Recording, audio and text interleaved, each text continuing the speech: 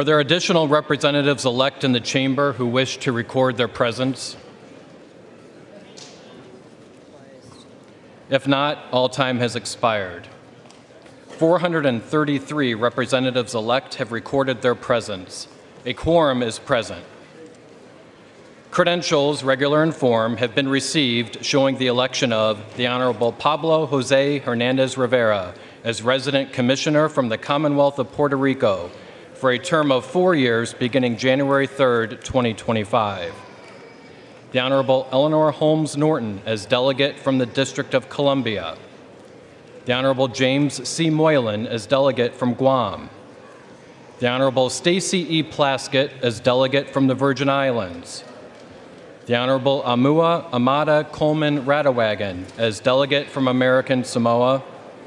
And the Honorable Kimberlyn King Hines as Delegate from the Commonwealth of the Northern Mariana Islands. The clerk is in receipt of a letter from the Honorable Matt Gaetz of the state of Florida, indicating that he will not serve in the House in the 119th Congress.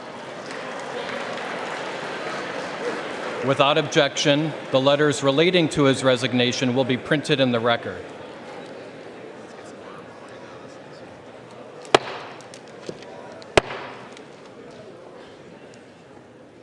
Pursuant to law and precedent, the next order of business is the election of the Speaker of the House of Representatives for the 119th Congress.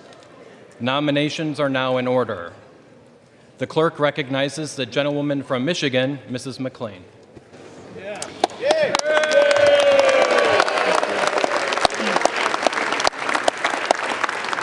Thank you, Mr. Clerk, and thank you, colleagues. Mr. Clerk, as the chair of the Republican Conference, I am directed by the vote of that conference to present for election to the office of the Speaker of the House of Representatives for the 119th Congress the name of the Honorable Mike Johnson, a representative from the state of Louisiana.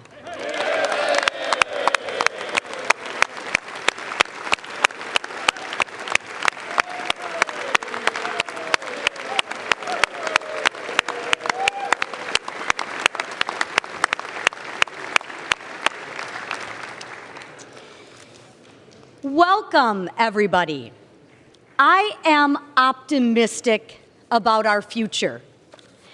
On November 5th, the American people gave us a great opportunity to get America back on the right track. They gave us an opportunity to get back to normal and to get back to the real issues that the country faces right now. People want the opportunity to take care of their families. They simply want to provide for their children and give them a prosperous future. And ladies and gentlemen, we have the opportunity today to do just that. We have an opportunity to take our country back. With Speaker Mike Johnson, Senate Majority Leader John Thune, and President Donald J. Trump in charge,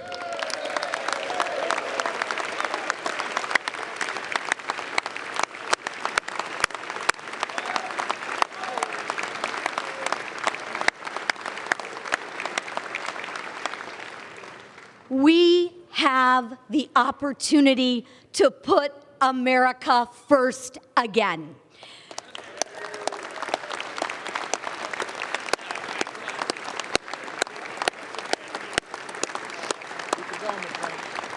We have an opportunity to do something about crime. We have an opportunity to do something about the border. And we have an opportunity to take care of our veterans.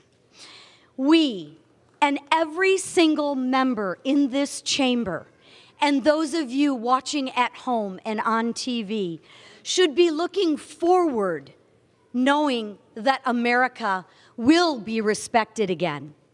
Our country is the last bastion of hope. If we fail, then who? This is why we are focused on the issues that the majority of Americans care about: God, family, country, faith, freedom, and traditional American values.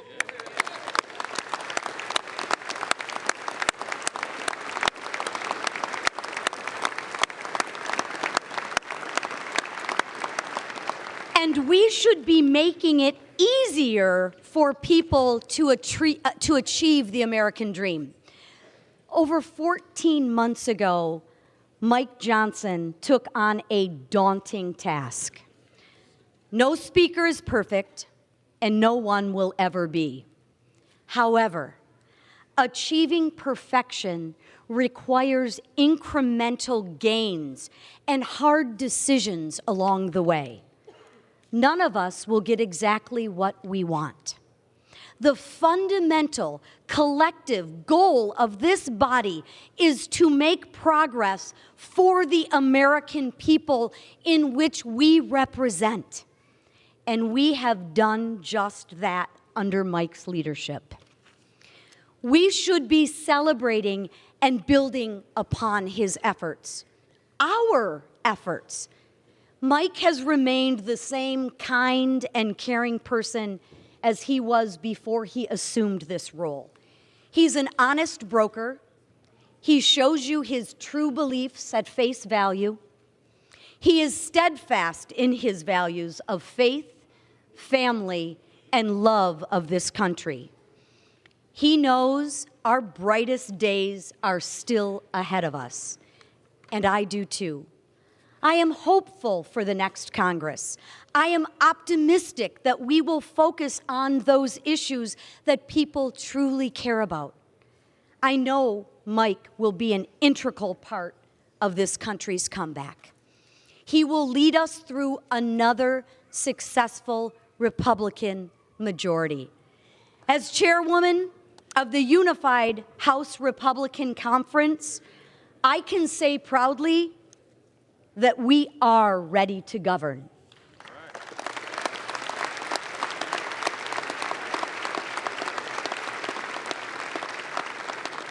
It is my honor to present our conference's nominee for the Speaker of the People's House, the Honorable Mike Johnson from the state of Louisiana.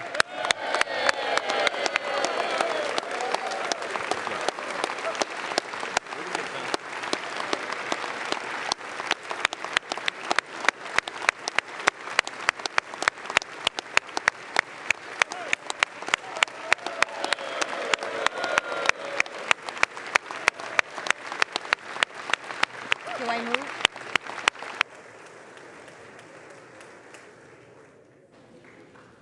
The clerk now recognizes the gentleman from California, Mr. Aguilar.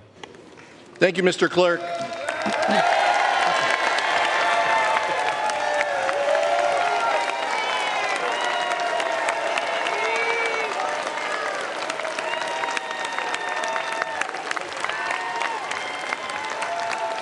Thank you, Mr. Clerk.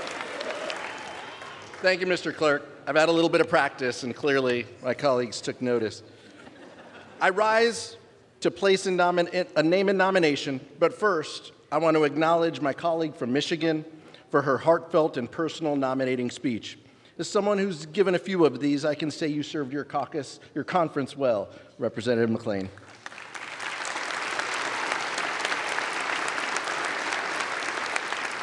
But, Mr. Clerk, today I rise on behalf of the governing majority of the House of Representatives.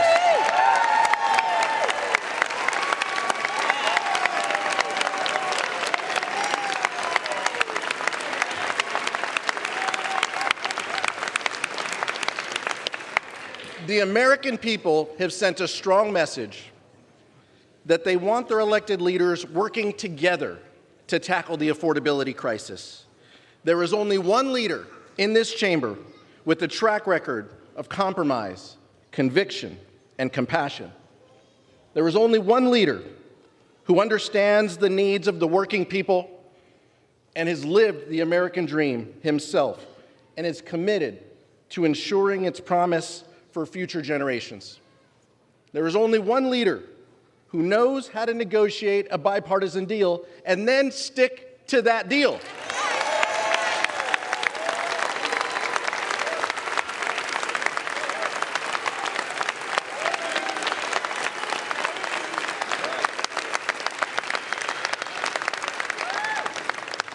House Democrats are united behind the most powerful legislative leader in this chamber, Hakeem Jeffries of Brooklyn.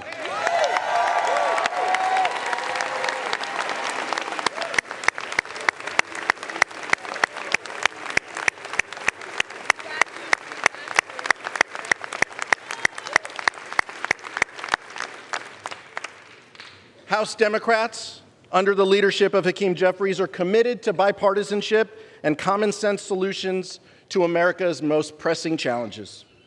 In the face of chaos and dysfunction over the last 2 years, our caucus has kept the government funded, kept our allies protected, and the economy secured from the catastrophic default.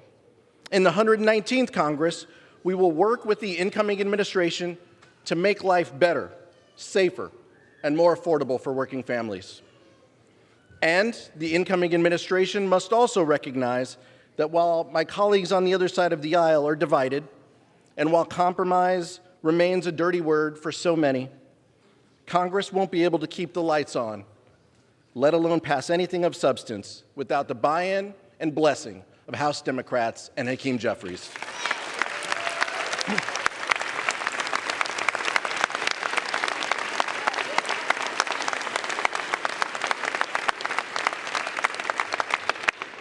Make no mistake, Democrats want to bring down the cost of living, build more housing, and lower the cost of everyday items like food, medicine, and childcare.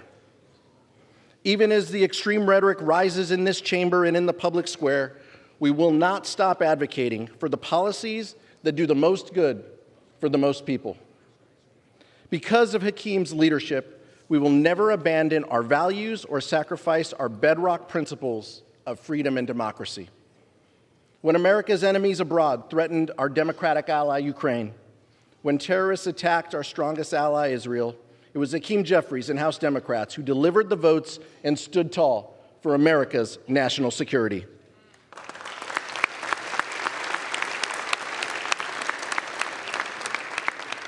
When the least, the lost, and the left behind were threatened with devastating cuts, Hakeem Jeffries stood with America's mothers, children, and veterans.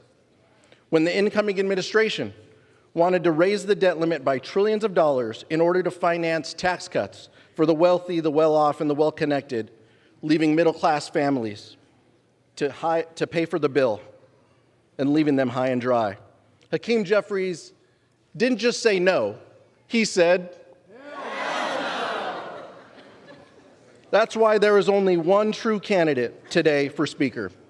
So, Mr. Clerk, I am honored to rise today at the direction of the House Democratic Caucus to place into nomination for election to the position of Speaker of the House of Representatives, the pride of Brooklyn, the gentleman from New York, Hakeem Jeffries.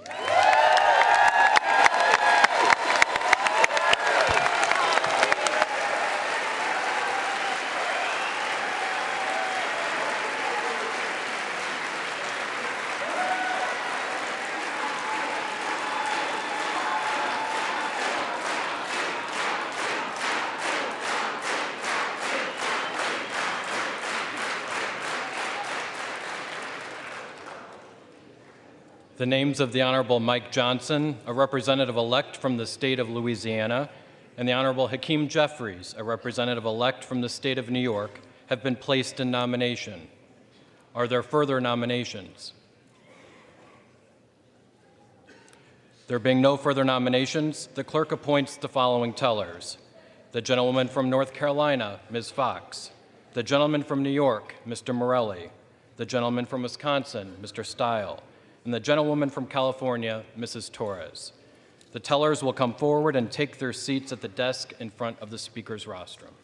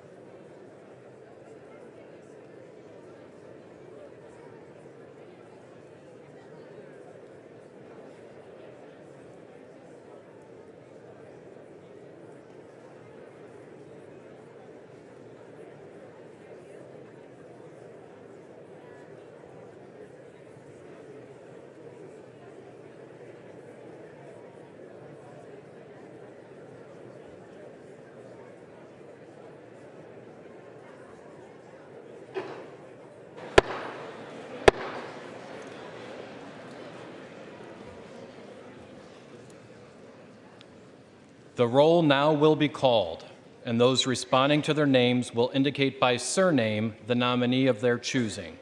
The reading clerk will now call the roll.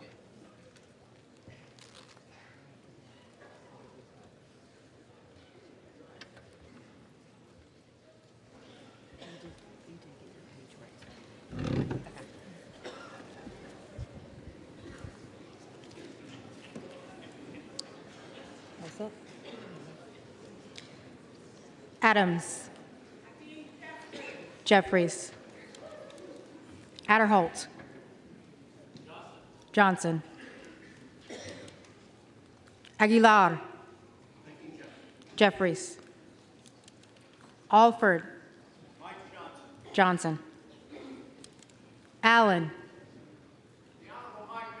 Johnson. Amo. Jeffries. Amode of Nevada. Johnson. Ansari. Jeffries. Arrington. Johnson. Auchincloss. Jeffries. Babin. Johnson. Bacon. Johnson. Baird. Johnson. Balderson. Johnson. Ballant. Jeffries. Barr. Johnson. Barragan. Jeffries. Barrett. Barrett.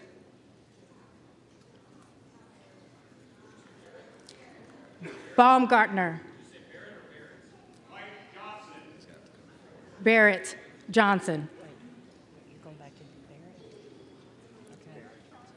Barrett Johnson. Baumgartner. Johnson. Bean of Florida. Johnson. Beatty. Jeffries. Begich. Johnson. Bell. Jeffries. Bentz. Johnson. Barra. Jeffries. Bergman. Johnson.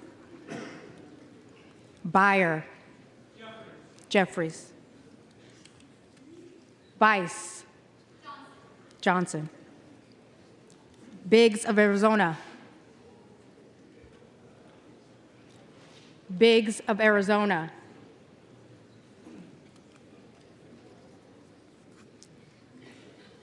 Biggs of South Carolina. President Trump's endorsed candidate, Mike Johnson. Johnson. Bilirakis. Johnson. Bishop. Jeffries. Boebert. Johnson. Bonamici.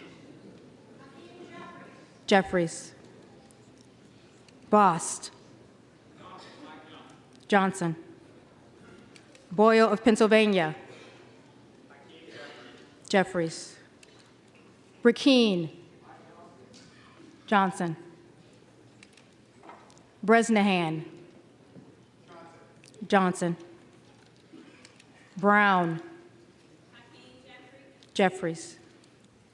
Brownlee. Jeffries. Buchanan. Johnson. Budzinski. Jeffries. Burchett.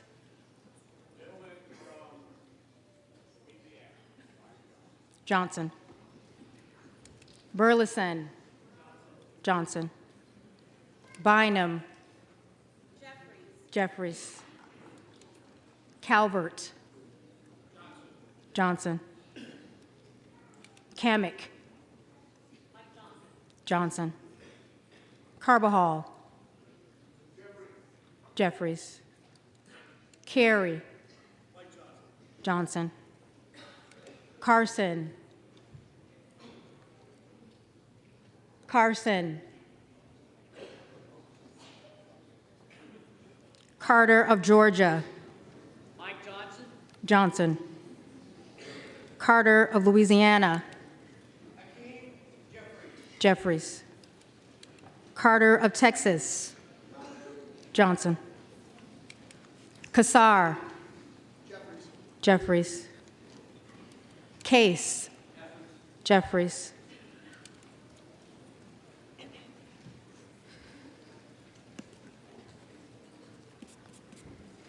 Caston. Jeffries. Castor of Florida. Jeffries. Castro of Texas. Jeffries. Shifferlis McCormick. Jeffries. Chu. Jeffries. Ciscomani. Johnson. Cisneros. Jeffries. Clark of Massachusetts. Jeffries. Clark of New York. Jeffries. Cleaver. Jeffries. Klein. Johnson. Cloud. Cloud. Clyburn. Jeffries. Clyde. Clyde. Cohen.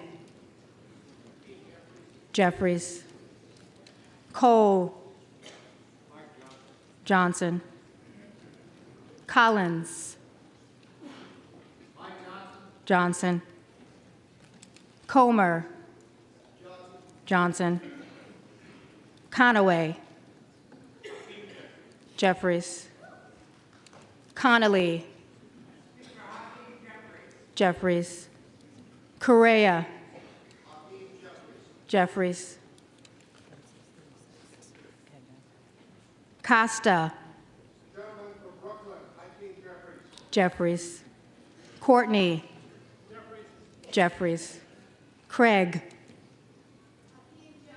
Jeffries. Crane. Johnson. Crank. Johnson. Crawford. Johnson. Crenshaw. Johnson. Crockett. Jeffries. Crow. Jeffries. Cuellar. Jeffries. Davids of Kansas. Jeffries. Davidson. Johnson. Davis of Illinois. Jeffries. Davis of North Carolina. Jeffries. Dean of Pennsylvania. Jeffries. DeGette. Jeffries. De la Cruz. Johnson. DeLauro. Jeffries. Del Bene. Jeffries. DeLuzio. Jeffries. DeSaulnier. Jeffries. Desjardins. Johnson. Dexter. Jeffries. Diaz-Balart. Johnson. Dingle. Jeffries. Doggett. Jeffries. Donalds. Johnson. Downing. Johnson. Dunn of Florida. Johnson. Edwards. Johnson. Elfreth. Jeffries. Elzie. Johnson. Emmer. Johnson. Escobar. Jeffries. Espaillat. Jeffries. Estes. Johnson. Evans of Colorado. Johnson. Evans of Pennsylvania. Jeffries. Ezell. Johnson. Fallon. Johnson. Fedorchak. Johnson. Feenstra. Johnson. Fields. Jeffries. Figures. Jeffries. Finstad. Johnson. Fishbach. Johnson.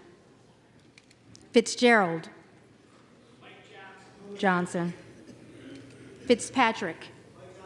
Johnson. Fleischman. Johnson. Fletcher. Jeffries. Flood. Johnson. Fung. Johnson. Foster. Jeffries. Fushi. Jeffries. Fox. Johnson. Lois Frankel. Jeffries. Scott Franklin. Johnson. Friedman. Jeffries. Frost. Jeffries. Fry. Johnson. Fulcher. Johnson. Garamendi. Jeffries. Garbarino. Johnson. Garcia of California. Jeffries. Garcia of Illinois. Jeffries. Garcia of Texas. Jeffries. Gill of Texas. Johnson. Gillen. Jeffries.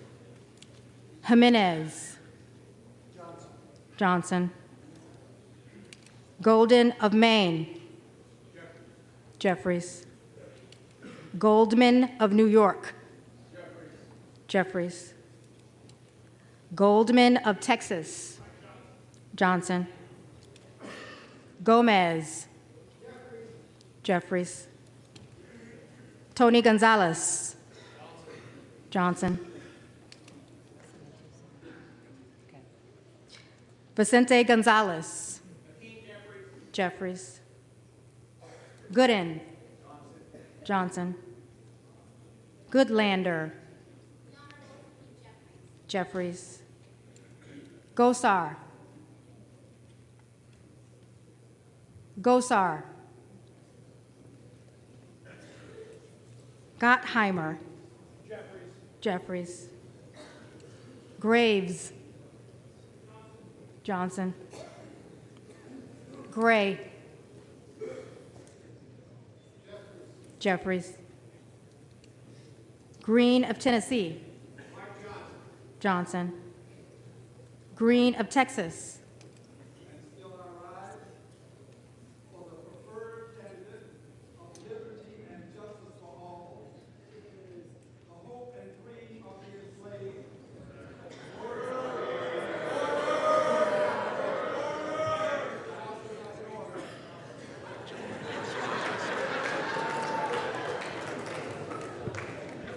The gentleman may respond by surname.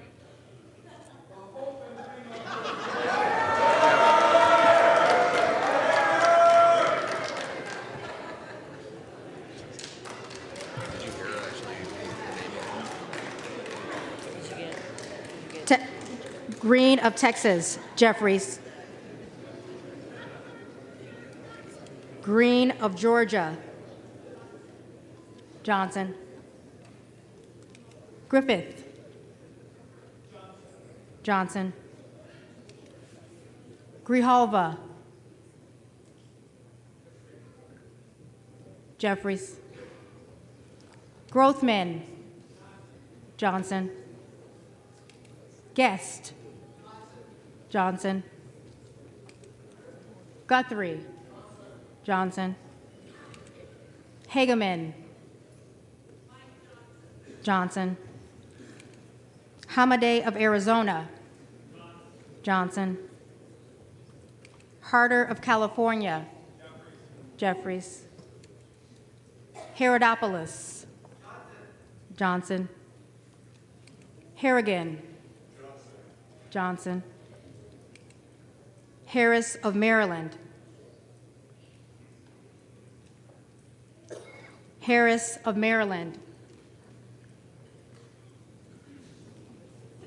Harris of North Carolina, Johnson. Harshbarger, Johnson. Hayes,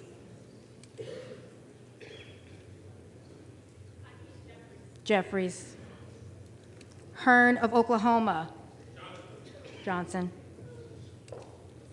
Higgins of Louisiana,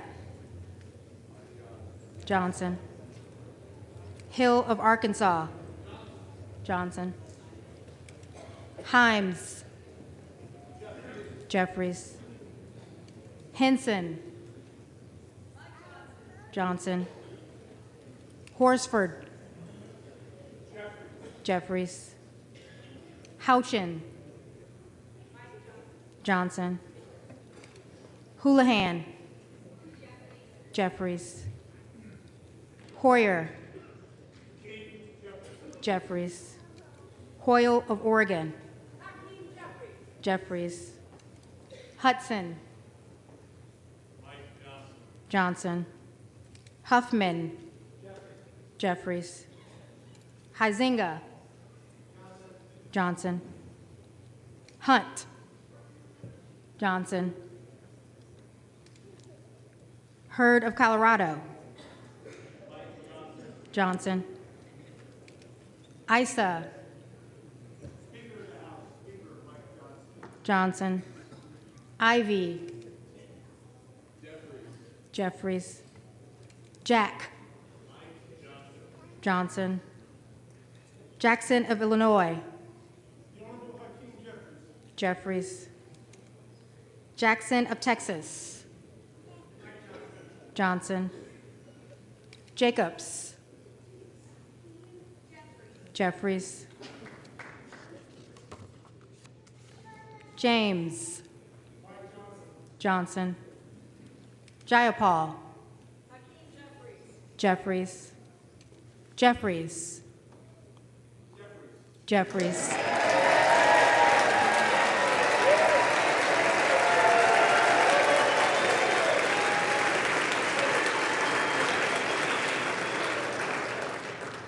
Johnson of Georgia, Jeffries. Johnson of Louisiana, Johnson.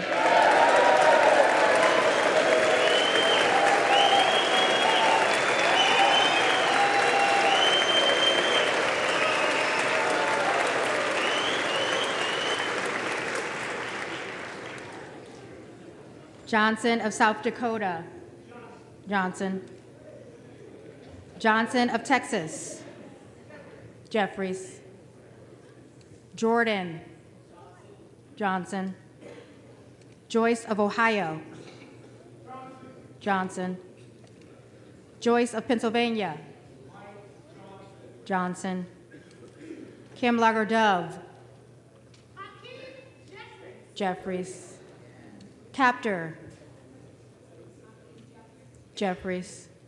Kane, Johnson. Keating, Jeffries. Kelly of Illinois, Jeffries. Kelly of Mississippi. Johnson. Kelly of Pennsylvania. Johnson. Kennedy of New York. Jeffries. Kennedy of Utah. Johnson. Kana. Jeffries. Kiggins of Virginia. Johnson. Kiley of California. Johnson. Kim. Johnson. Not. Johnson. Krishnamurthy. Jeffries. Kustoff. Johnson. LaHood. Johnson. LaLota. Johnson. LaMalfa. Johnson. Landsman. Jeffries. Langworthy. Johnson. Larson of Washington. Jeffries. Larson of Connecticut. Jeffries. Latimer. Jeffries. Latta. Johnson. Lawler. The Honorable Mike Johnson. Johnson. Lee of Florida. Johnson. Lee of Nevada. Jeffries. Lee of Pennsylvania. Jeffries. Ledger Fernandez. Jeffries. Letlow. Johnson. Levin. Jeffries. Liccardo. Jeffries. Liu.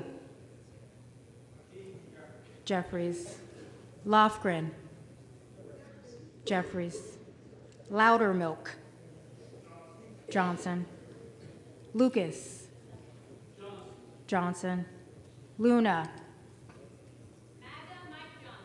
Johnson. Luttrell. Johnson. Lynch. Jeffries. Mace. Johnson. McKenzie. Johnson. Magaziner. Jeffries. Maliotakis. Johnson. Malloy. Johnson. Mann. Johnson. Mannion. Jeffries. Massey. Emmer.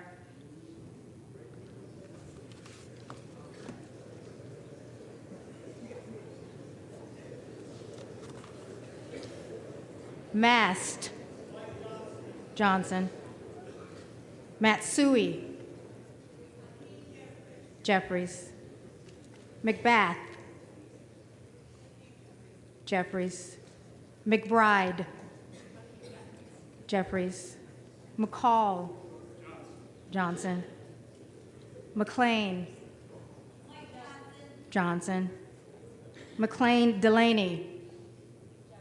Jeffries. McClellan. Jeffries. McClintock. Johnson.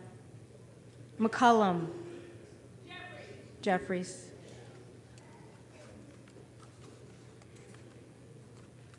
McCormick. Johnson. McDonald Rivet. Jeffries. McDowell. Johnson. McGarvey. Jeffries. McGovern. Jeffries. McGuire.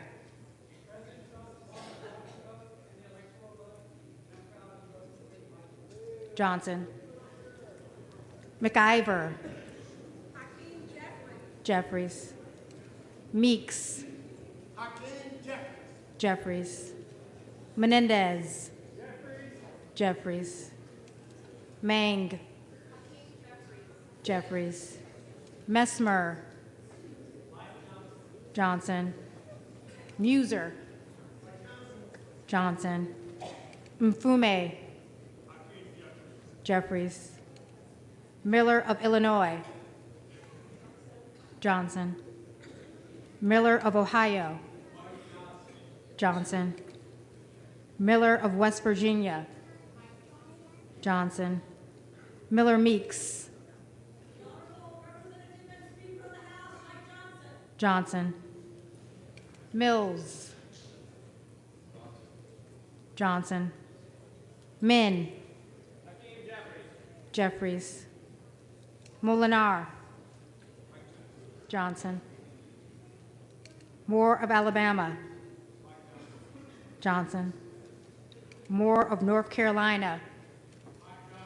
Johnson. Moore of Utah.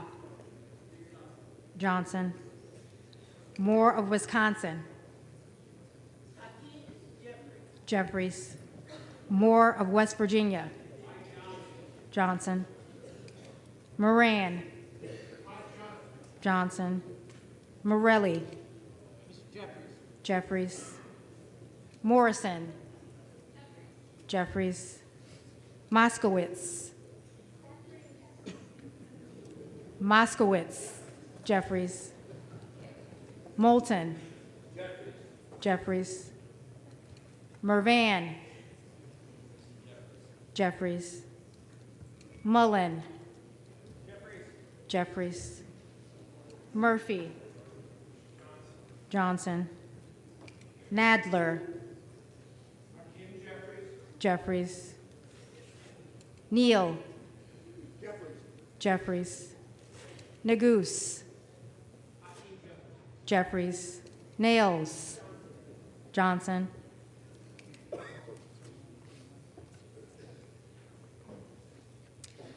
Newhouse. Johnson. Norcross. Jeffries. Norman. Jordan.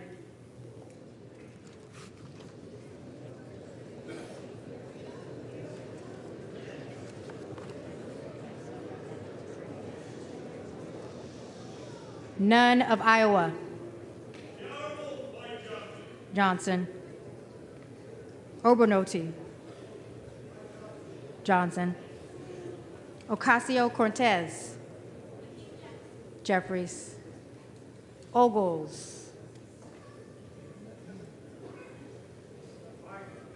Johnson. Olszewski. Jeffries. Omar. Jeffries. Onder. Johnson. Owens. Johnson. Pallone. Jeffries. Palmer. Palmer. Johnson. Panetta. Jeffries. Pappas. Jeffries. Pelosi.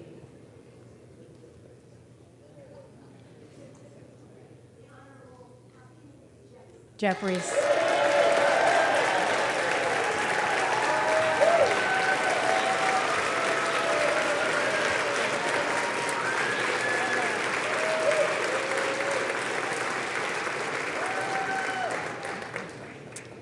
Perez. Jeffries. Perry. Johnson. Peters. Jeffries. Pedersen. Jeffries. Pfluger. Johnson. Pingree. Jeffries. Pocan. Jeffries. Poe. Jeffries. Presley. Presley. Jeffries. Quigley. Jeffries. Ramirez. Jeffries. Randall. Jeffries. Raskin. Jeffries. Reschenthaler. Johnson. Riley of New York. Jeffries. Rivas. Jeffries. Rogers of Alabama.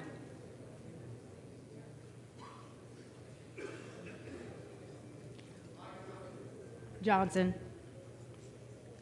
Rogers of Kentucky. Johnson. Rose. Johnson. Ross. Jeffries. Rouser. Johnson. Roy. Roy.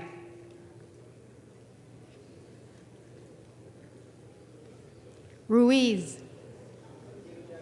Jeffries. Ruley. Johnson. Rutherford. Johnson. Ryan. Jeffries. Salazar. Johnson. Salinas. Jeffries. Sanchez. Sanchez. Jeffries. Scalise. Johnson. Scanlon. Jeffries. Schakowsky. Jeffries. Schmidt. Johnson. Schneider. Jeffries. Skolton. Jeffries. Schreier. Jeffries. Schweikert. Johnson. Austin Scott. Johnson. David Scott. Jeffries. Scott of Virginia. Jeffries. Self. Donalds.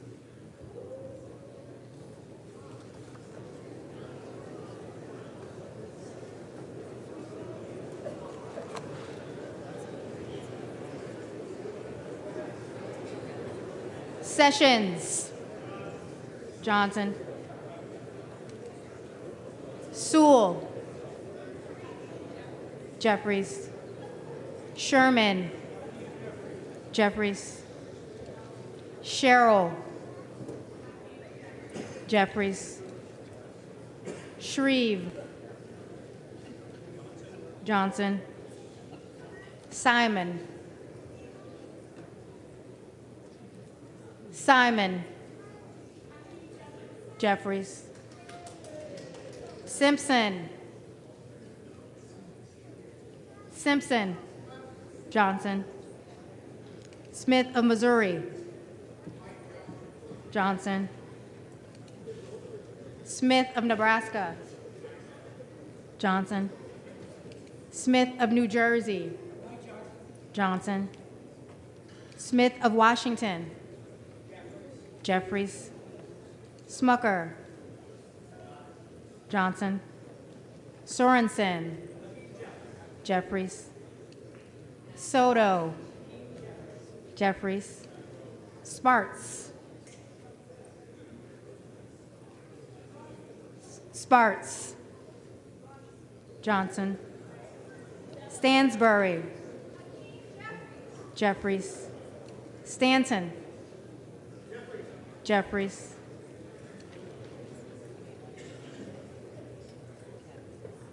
Stauber. Johnson. Stefanik. Johnson. Style. Johnson.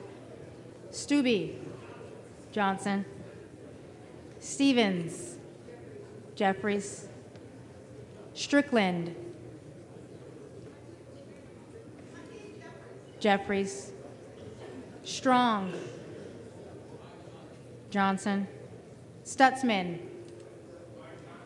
Johnson, Subramaniam, Jeffries, Suozzi, Jeffries, Swalwell, Jeffries, Sykes, Jeffries, Takano,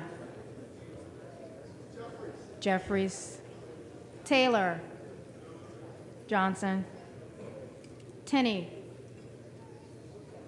Johnson, Tanadar, Jeffries, Thompson of California, Jeffries, Thompson of Mississippi, Jeffries, Thompson of Pennsylvania, Johnson, Tiffany,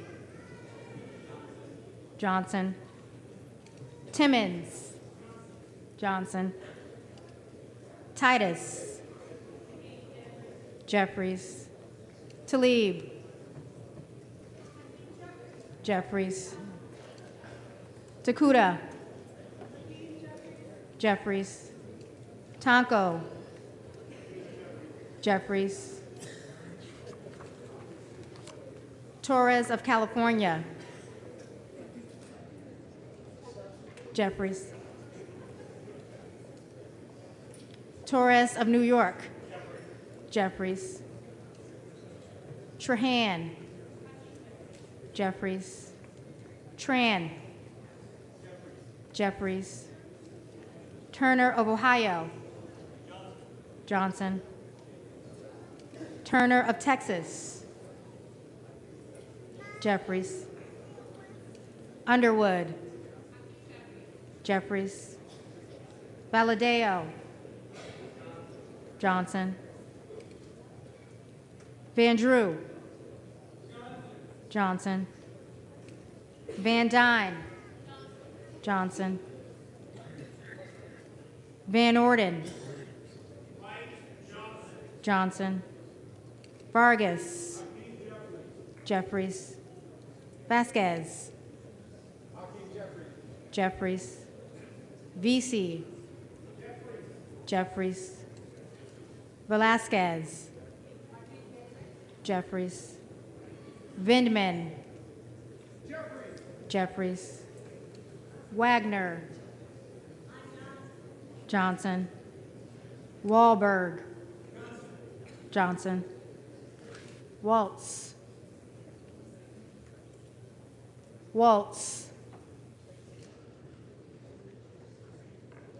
Wasserman Schultz, Jeffries, Waters,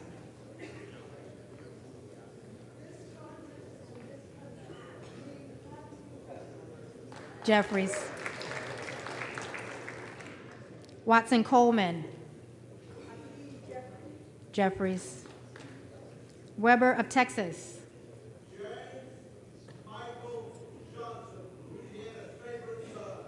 Johnson, Webster of Florida, Johnson, Westerman, Johnson, Whitesides, Jeffries, Weed, Johnson, Williams of Georgia, Jeffries, Williams of Texas, Johnson, Wilson of Florida, Jeffries, Wilson of South Carolina, Johnson, Whitman, Johnson, Womack, Johnson, Yackham, Johnson, Zinke, Johnson,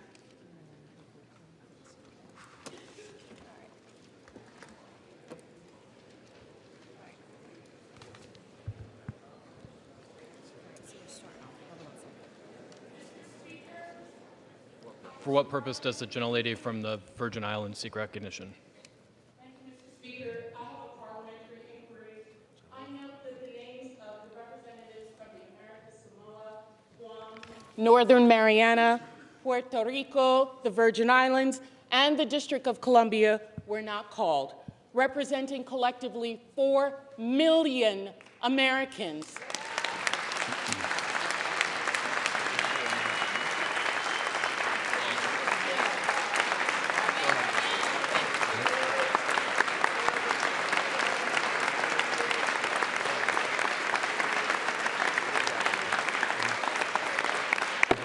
Mr. Speaker, collectively, the largest per capita of veterans in this country. Does the gentlelady have a parliamentary inquiry? I asked why they were not called. The House is not in order. Have some respect. It's not going to take that long.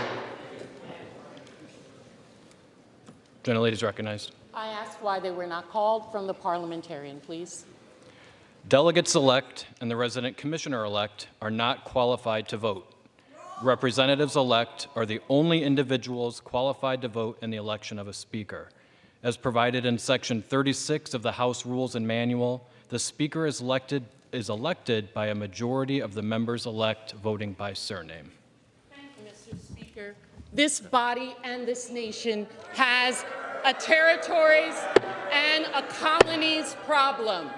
What was supposed to be temporary has now effectively become permanent. We must do something about this problem. The gentlelady is no longer recognized.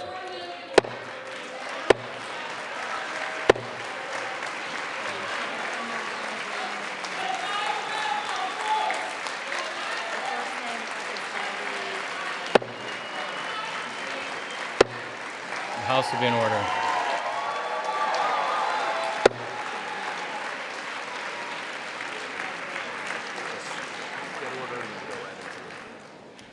The reading clerk will now call the names of the representatives-elect who did not answer the first call of the roll.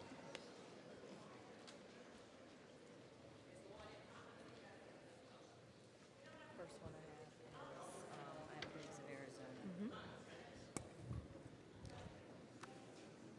is Biggs of Arizona. Johnson.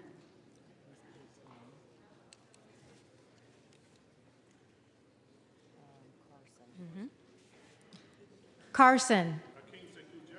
Jeffries.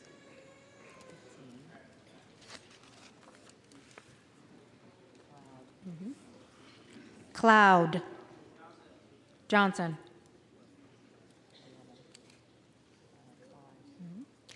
Clyde. Clyde.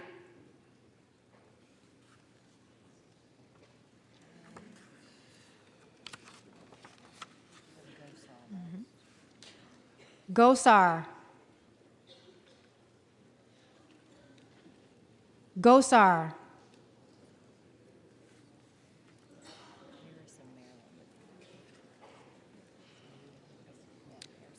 Harris of Maryland. Johnson.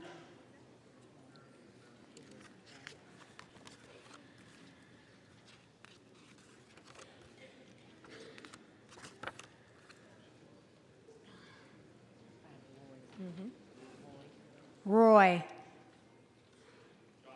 Johnson.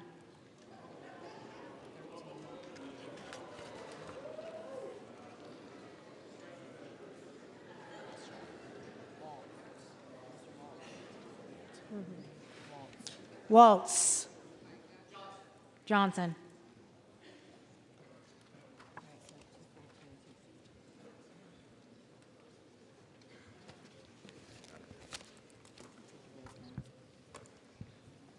If there are any representatives-elect who did not answer the call of the roll, they may come to the well and vote at this time.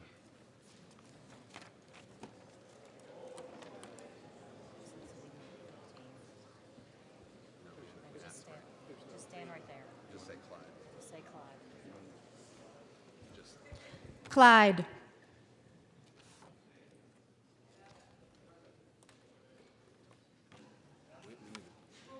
Clyde.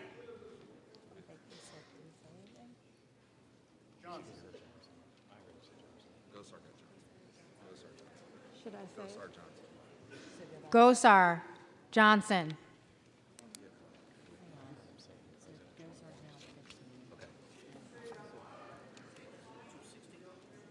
We didn't count Claude because we didn't hear him. The first one, we didn't hear Claude. The clerk heard it. Clerk heard it. It said Then the President brief. Trump wants Johnson. He said President Trump wants Johnson. Okay. I had it recorded as Johnson. Clyde, Johnson. 216, 215.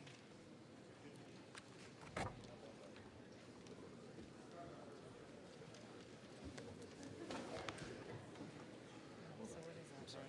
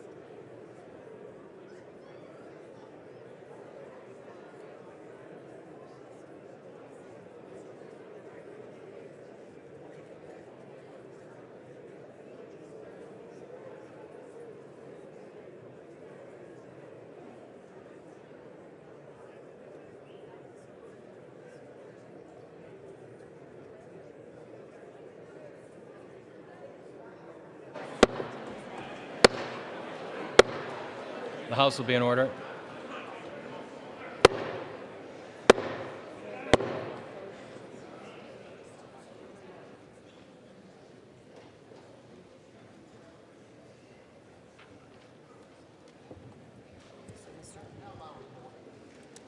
Mr. Norman is recorded as Jordan.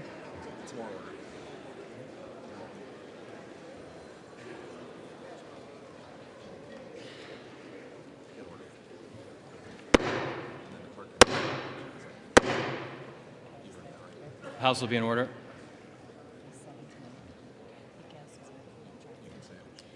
Mr. Norman Johnson. Okay, now go to Mr. Sub. Donalds. Mr. Self is recorded as Donalds. Mr. Self Johnson.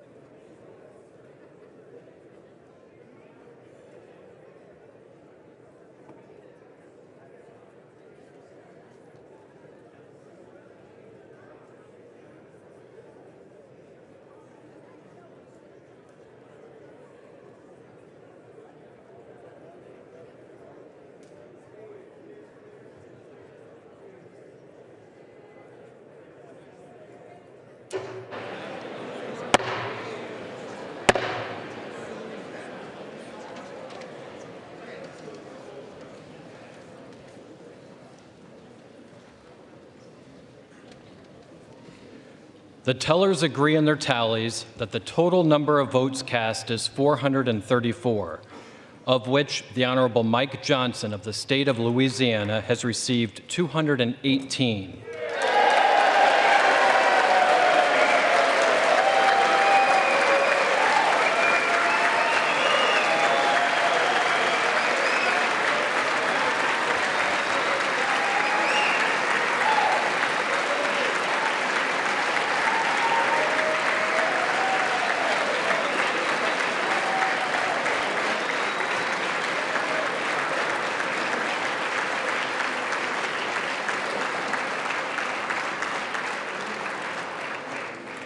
The Honorable Hakeem Jeffries of the State of New York has received 215.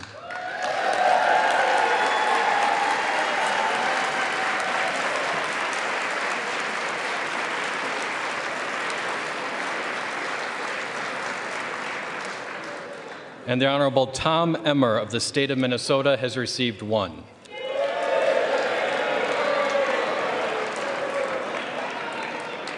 Therefore, the Honorable Mike Johnson of the State of Louisiana, having received a majority of the votes cast, is duly elected Speaker of the House of Representatives for the 119th Congress.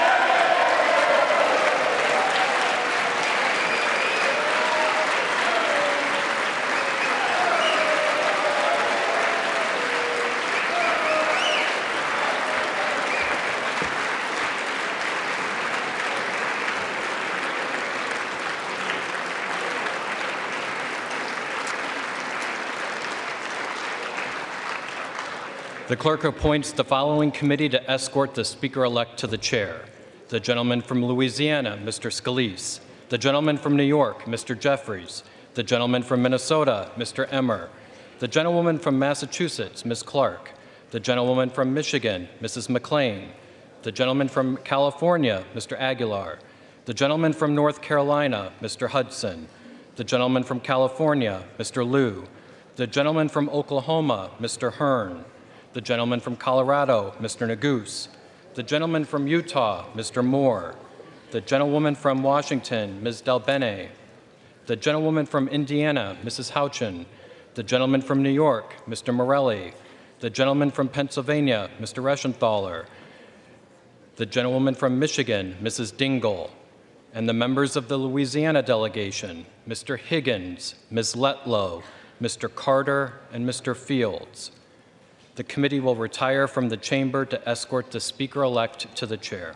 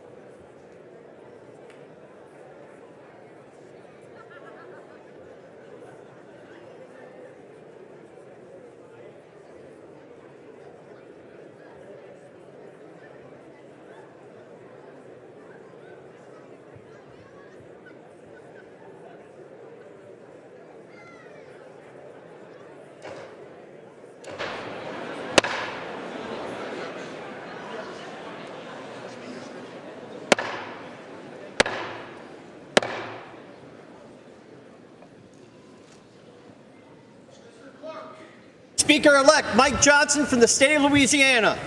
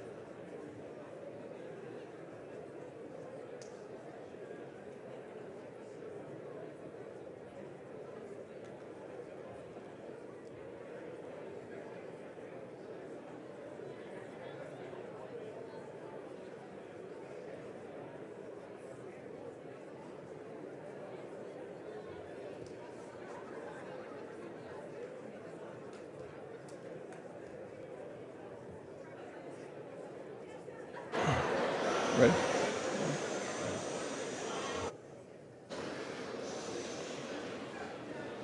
Speaker Johnson, Speaker Emerita Pelosi, it's great to see you back in the chamber.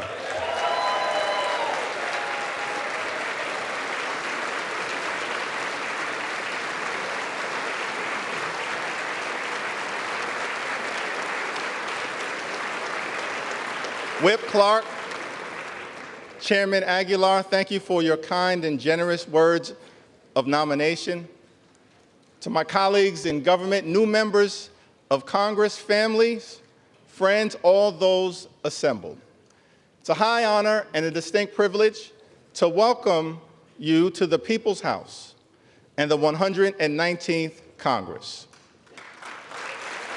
The Bible teaches us in Ecclesiastes, the 3rd chapter, 1st verse, that for everything there is a season and a time for every matter under heaven. It's fair to say that in a democracy, there's a time to campaign and a time to govern. The election is over. This is a new Congress. The American people need us as their elected representatives in this season to put down our partisan swords and pick up bipartisan plowshares.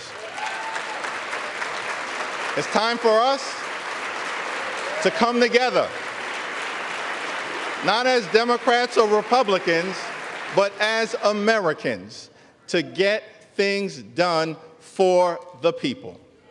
In that spirit, House Democrats will work hard to find bipartisan common ground with our Republican colleagues and the incoming administration on any issue, whenever and wherever possible, in order to make life better for everyday Americans. For far too long in this country, the cost of living has gone up, but the size of the middle class has come down. Housing costs are too high. Grocery costs are too high. Child care costs are too high. Insurance costs are too high. Utility costs are too high. America is too expensive. There are far too many people in this great country who for decades have been struggling to live paycheck to paycheck. That is not acceptable in the wealthiest country in the history of the world. We need to build an affordable economy for hard-working American taxpayers, and we need to build it now. It's time for us to come together and finally lower the high cost of living in the United States of America once and for all.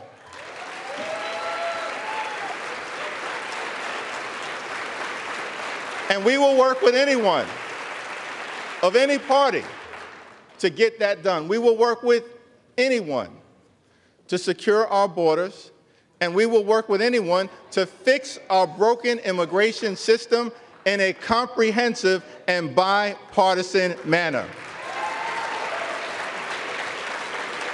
At the same period of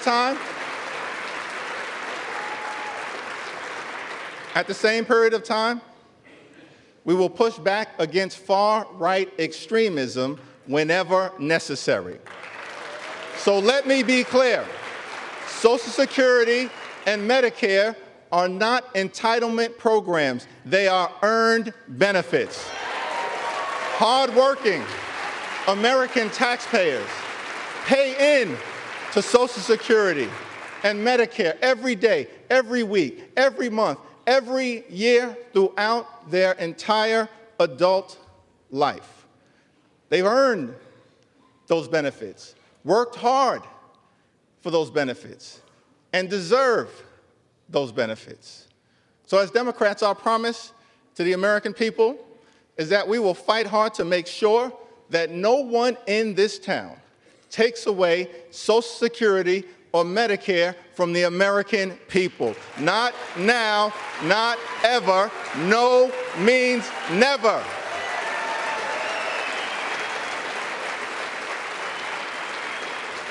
Our position is that it is not acceptable to cut Social Security, cut Medicare, cut Medicaid, cut veterans' benefits, or cut nutritional assistance from children and families in order to pay for massive tax breaks for billionaires and wealthy corporations. House Democrats will fight hard to protect working-class Americans and the things that matter to them, not the wealthy, the well-off, and the well-connected.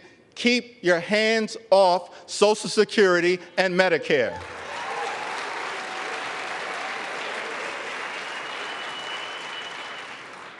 Over the last 4 years, it's been a great honor for us to work alongside President Joe Biden and Vice President Kamala Harris, whose administration rescued the economy from a once-in-a-century pandemic, delivered historic infrastructure investments, created more than 15 million good-paying jobs, enacted common sense gun safety legislation for the first time in 30 years, provided life-sustaining health insurance to veterans suffering from toxic exposure, championed the largest investment in combating the climate crisis in the history of the world, which we will defend, and brought down the high price of life-saving prescription drugs for millions of Americans. Thank you, President Biden and Vice President Harris, for your powerful, principled, and purposeful public service. Thank you.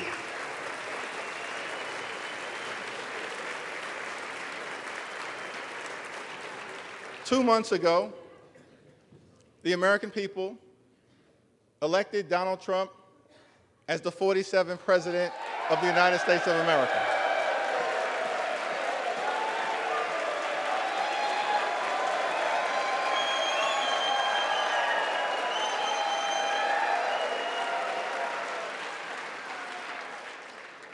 Thank you for that very generous applause. It's okay. There are no election deniers on our side of the aisle. You see, one should love America. One should love America when you win and when you lose. That's the patriotic thing to do, and that's the America that House Democrats will fight hard to preserve because we love this country. America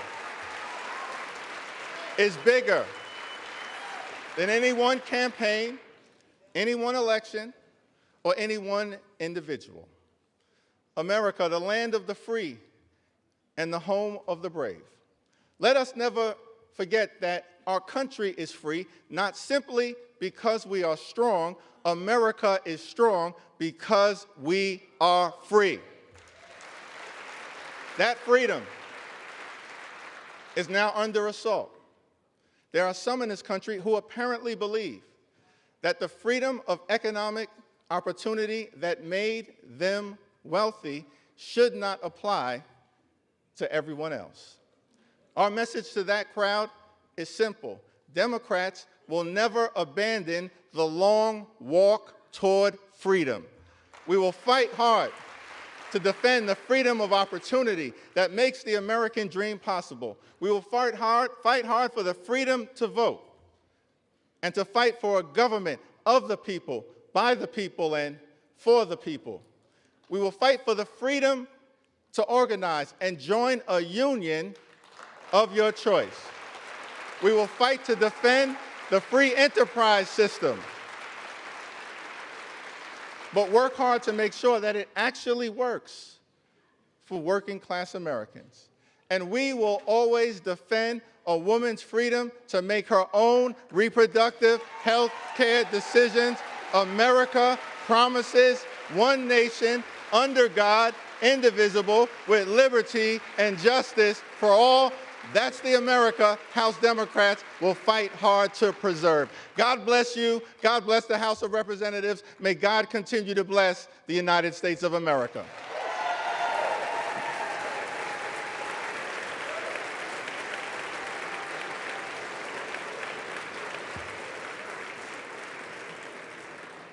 It is now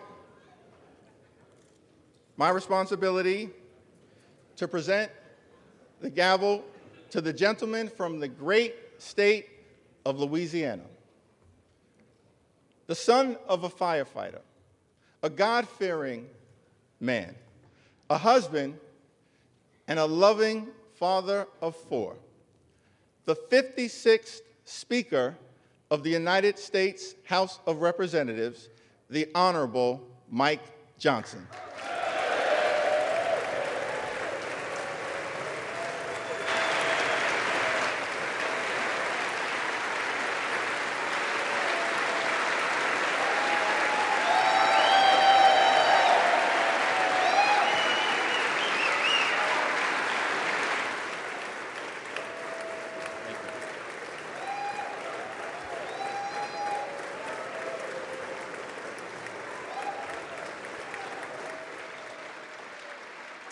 Thank you.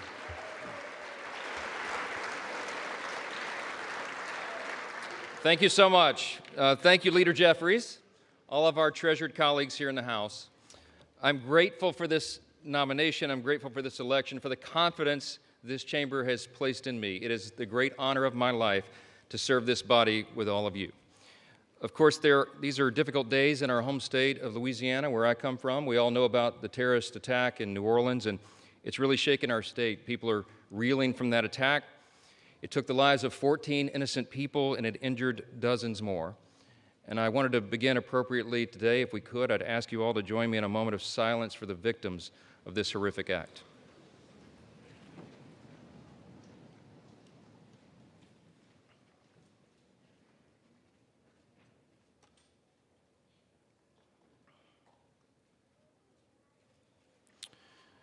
Thank you.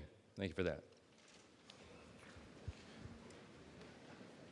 I believe in giving honor where honor is due, and all of us do well to honor our spouses. My wife happens to be here this time. She didn't make it last time. It happened a little sudden. Kelly, would you stand up here in the gallery? Thank you.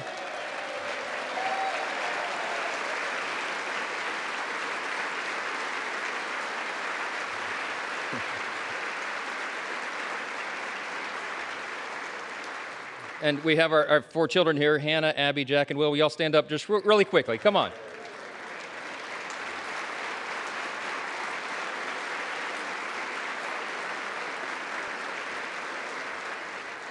I wanted to do that. All of us recognize that there are no perks to being a congressman's kid, right? It's all sacrifice. And our spouses put up with so much, endless hours in travel and all the responsibilities upon us. And we're good to remind them how important they are to us and how we could not do the job without them. And so it's appropriate for all of us to do that. Thank you, guys.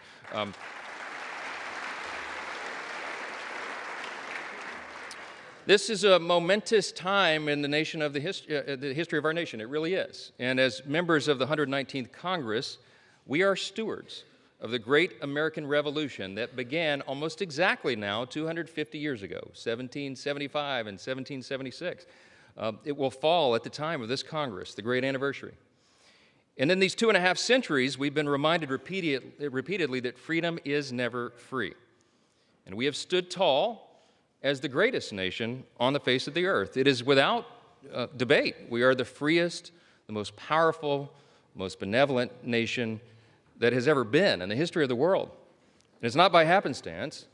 We are the ones who settled the West. We are the ones who ended slavery, who laid the transcontinental railroad, who gave women the right to vote, who won 2 world wars, who landed on the moon, and who won the Cold War. Throughout our history, we have done what no one thought was possible. And still, at 250 years old, our nation is actually a young nation. This past fall, I had opportunity to go to the G7 speakers meeting. It was held in Italy. It's the only international trip I took as speaker over the last 14 months because I didn't have time to do it, but it was a quick 3-day jaunt, and met with my colleagues, the speakers of the other parliaments, the great governments around the world. And we talked about that, how really special America is, how unique we are in our place on the globe, and how important it is for us to maintain that.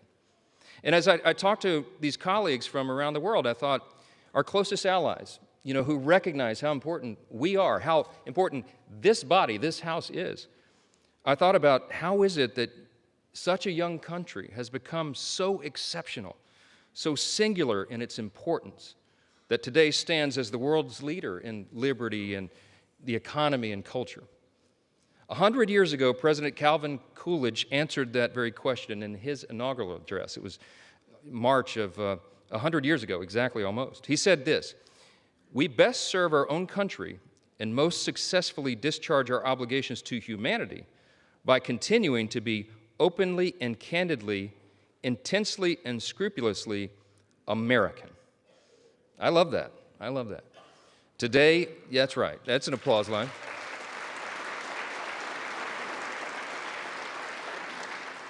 Today, my friends, our nation is the envy of the world. Why?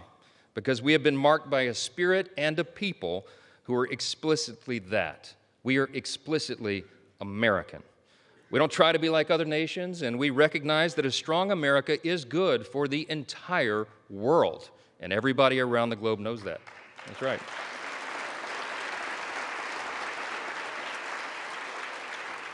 We also recognize that the core principles that made America what we are must still be preserved today.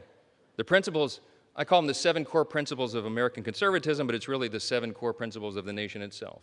Individual freedom, limited government, the rule of law, peace through strength, fiscal responsibility, free markets, and human dignity. These are the ingredients, the things that made us who we are. And in America, we know that human flourishing is best achieved by adherence to time-tested truths. We could list a number of those simple truths. Here's a couple. It's better to give a hand up than a hand out. That innovation thrives when bureaucracy dies.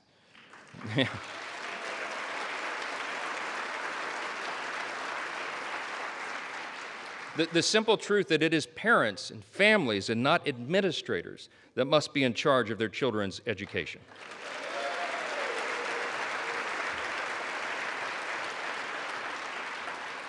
The path of prosperity has long been paved with policies that put America and Americans first. And that is what we will champion in the 119th Congress.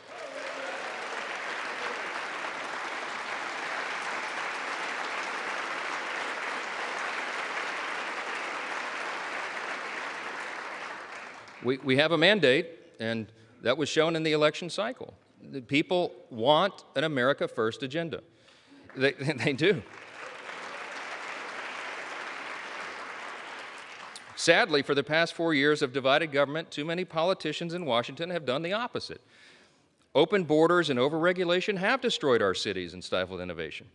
Inflation and weak leadership have left Americans poorer, and they have placed our country in a perilous position. That's right.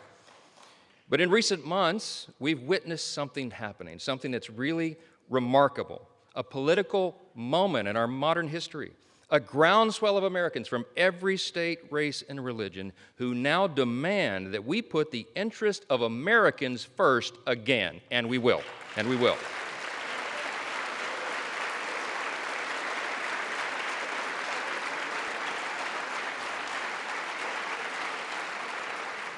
This is a powerful new coalition of our country. It's a coalition that insists that we purge the policies of America last and we bury them in the graveyard of history's mistakes, because it was a big mistake.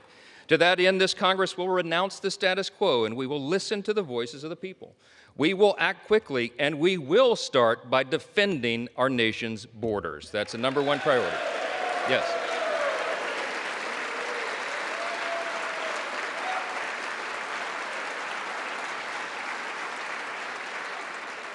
In coordination with President Trump, this Congress will give our border and immigration enforcement agents the resources that they need to do their job.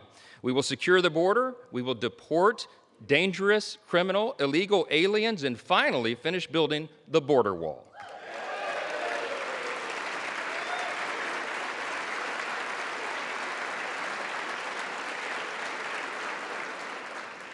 You said you'd work with us on that, Hakeem. I'm counting on it.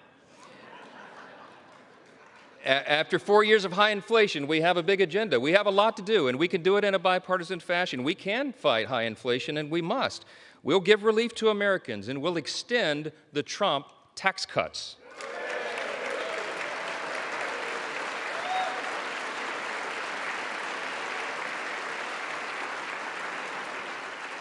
We're going to protect our industries from one-sided trade deals, and we're going to bring overseas investments back to America's shores. That's right. We'll defeat the harmful effects of inflation, and we'll make life affordable again for America's hardworking people.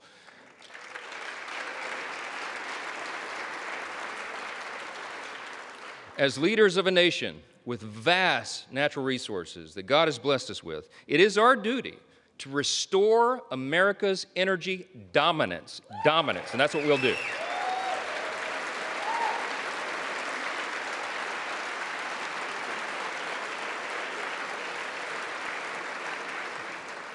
We have to apply common sense. We have to stop the attacks on liquefied natural gas, pass legislation to eliminate the Green New Deal, that funding.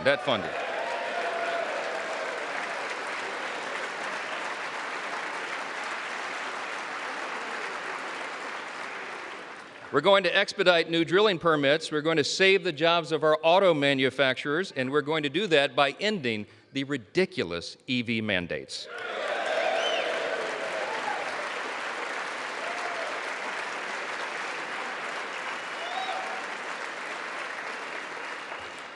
And as heirs to the American Revolution and the descendants of patriots who defied tyranny, in the coming months, we are going to pass legislation to roll back the totalitarian fourth branch of government known as the administrative state.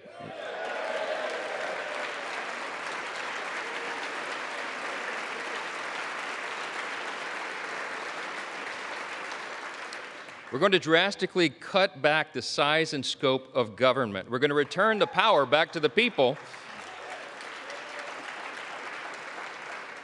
And in coordination with President Trump and his administration, we are going to create a leaner, faster, and more efficient federal workforce. We need to do that. Our people do not deserve to be ruled by millions of bureaucrats they've never voted for, never met, and can never hold accountable. They deserve a government that is led by those they've elected to lead. That is how Article 1 is supposed to work. That was the idea of the Congress, and we will return to that principle. The American people have called on us to reject business as usual and throw out the status quo. We must and we will heed their call.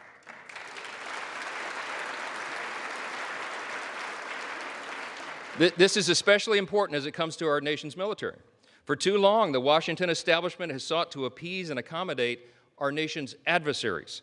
They've tried to replace our military warriors with social justice warriors. It does not work.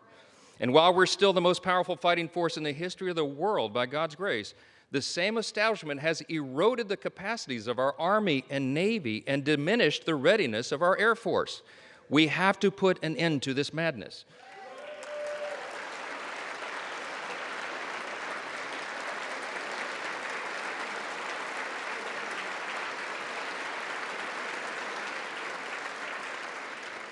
My friends and my colleagues, I think we should all unite in this idea. It is time now to reinstate fear in our enemies, refocus our mission on lethality, and realign our commitment to peace through strength right now.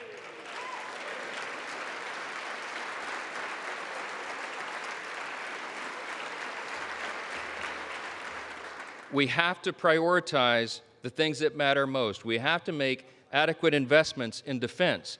This is the most dangerous moment since World War II, and everyone around the world is looking to America and looking to this body to ensure that we maintain the peace. What we're proposing now is just simply, as President Trump likes to say, a return to common sense, and he's exactly right. That message resonated across the country. I am very thankful, personally, that this body is filled with men and women who are committed to that change, to return to common sense. We can do this together. We should. It is our responsibility to do so. When I first took this gavel, many of you heard me say that I don't believe in luck or consequence. I believe in the idea of providence. And this morning, I participated with many of you early this morning in the 119th Congress Interfaith Prayer Service. It was held at St. Peter's Catholic Church. Many of you were there. It was an ecumenical service and a bipartisan service, which was great. My good friend Hakeem Jeffries began by reading with the Old Testament. He read out of Deuteronomy 10. And then I was asked to provide a prayer for the nation. I offered one that is quite familiar to historians and probably many of us. It said right here in the program, it says right under my name, "It is said each day of his 8 years of the presidency and every day thereafter until his death, President Thomas Jefferson recited this prayer." I wanted to share it with you here at the end of my remarks, not as a prayer per se right now, but as a reminder of what our third president and the primary author of the Declaration of Independence thought was so important that it should be a daily recitation. Let me just read you that prayer. It goes like this. Thomas Jefferson's Prayer for the Nation, it's entitled. Almighty God, who has given us this good land for our heritage, we humbly beseech thee that we may always prove ourselves a people mindful of thy favor and glad to do thy will. Bless our land with honorable ministry, sound learning, and pure manners. Save us from violence, discord, and confusion, from pride and arrogance, and from every evil way. Defend our liberties and fashion into one united people the multitude brought hither out of many kindreds and tongues. Endow with thy spirit of wisdom those whom in thy name we entrust the authority of government, that there may be justice and peace at home, and that through obedience to thy law we may show forth thy praise among the nations of the earth. In time of prosperity, fill our hearts with thankfulness, and in the day of trouble, suffer not our trust in thee to fail, of which we ask through Jesus Christ our Lord. Amen. That was Thomas Jefferson's prayer. Yeah.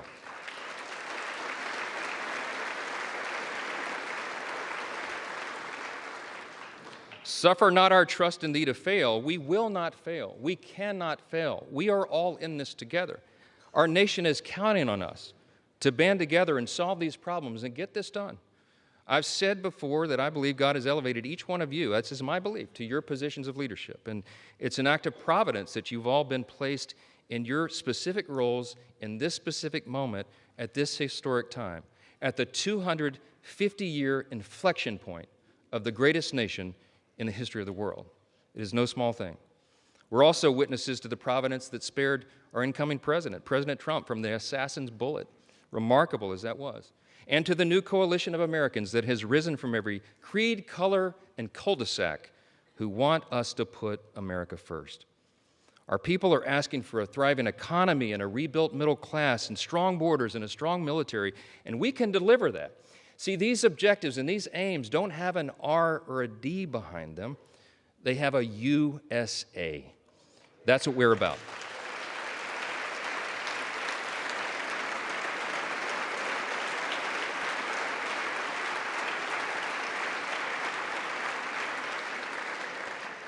In just a few moments, we're all going to take an oath. It is the same one oath for one nation and under the banner of one great American flag.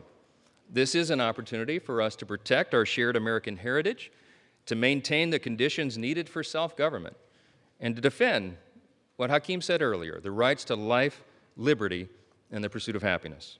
Working together, we have the potential to be one of the most consequential Congresses in the history of this great nation, so long as we work together, we do the right thing, and we put America first. As we think about all we've accomplished in the past 250 years, we can only imagine what life will be like 250 years from now. Whatever the future may look like, if we do our jobs now, we can help ensure that our civic virtues will endure, that this nation will still be an example to all the world for its greatness and its example of self-government, and that in spite of our great challenges and even our disagreements and our healthy debates, this extraordinary institution, the People's House, will still be standing strong. Thank you all so much, and God bless America.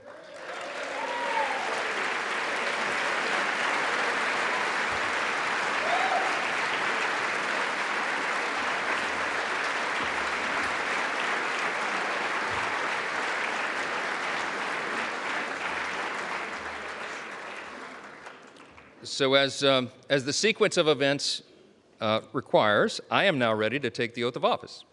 I ask the Dean of the House of Representatives, the Honorable Harold Rogers of Kentucky, to administer the oath. Mr. Speaker, number one, congratulations on your election. When our founding fathers... Hold just a second, Dean. We don't have the microphone on yet. Hello, test.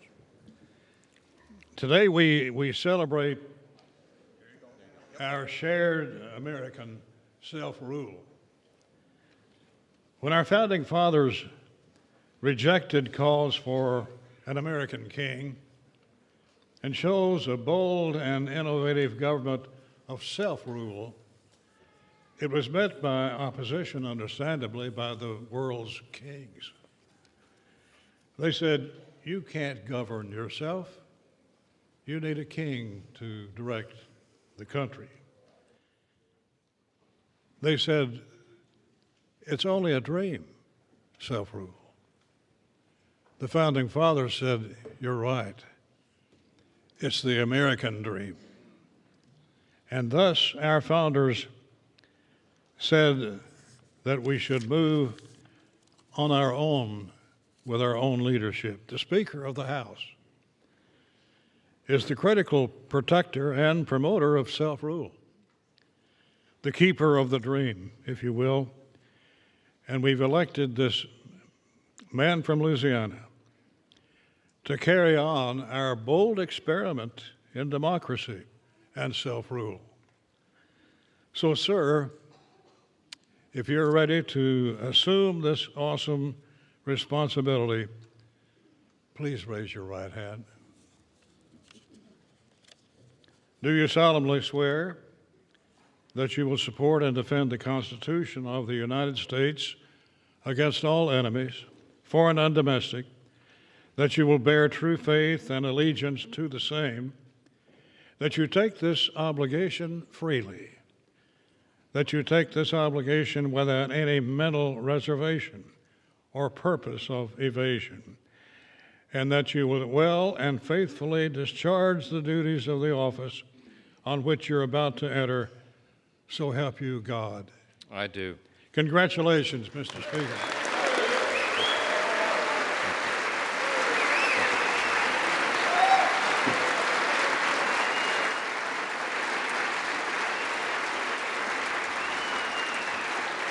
Thank you. You may as well remain standing because according to precedent, the chair will swear in the members-elect en masse. The members-elect will all rise, and the chair will now administer the oath of office. Will you raise your right hand? Do you solemnly swear or affirm that you will support and defend the Constitution of the United States against all enemies, foreign and domestic, that you will bear true faith and allegiance to the same, that you take this obligation freely without any mental reservation or purpose of evasion, and that you will well and faithfully discharge the duties of the office on which you're about to enter, so help you God. Congratulations, you are now members of the 119th Congress.